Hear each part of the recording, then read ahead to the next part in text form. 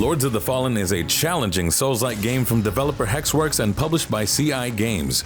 Here at Prima Games, we're working hard to provide you with guides for everything you need to be successful in Lords of the Fallen. After entering the bridge leading to the Tower of Penance in Lords of the Fallen, you may be suspicious of this large empty bridge. They're commonly home to things like dragons and boss fights. Turns out this bridge is no different.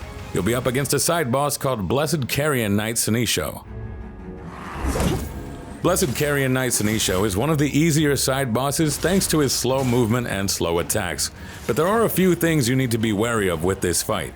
As the battle starts, if you have any ranged attacks, you should make use of them right from the get-go. Arrows and sorceries go a long way here as he slowly gets up and makes his way over to fight you. You can even get him down to half HP before the fight really begins. Once he does make it into melee range, you have to be careful of his grabbing attack. He can snatch you up with his left hand and pretty much perform a finisher that will drain your HP all the way down. So just keep in mind that when he's close, be ready to dodge away if it looks like he's about to lunge in. He also has a little umbral entity providing him a buff just hanging out behind him.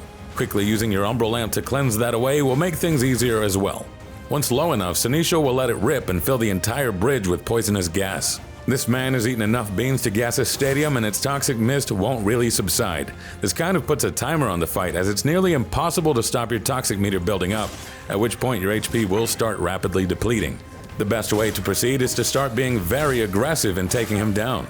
Get a bunch of hits in, dodge a couple of slow sword swings, and take the moment to heal back up through the poison before rinsing and repeating. If you damaged him at the start with your ranged attacks, he should already be pretty low. It shouldn't take too much damage to end him before his poison ends you. Once defeated, you'll have a nice clear bridge to cross and a Carrion Knight staff weapon, Carrion Knight helm, and a vestige seed. Not a bad haul. That's all there is to defeating the Blessed Carrion Knight Sanisho in Lords of the Fallen. Now you can proceed into the Tower of Penance. Make sure to subscribe to Prima Games for our continued coverage on Lords of the Fallen. And if you have your own strategies for beating the bosses, let us know in the comments.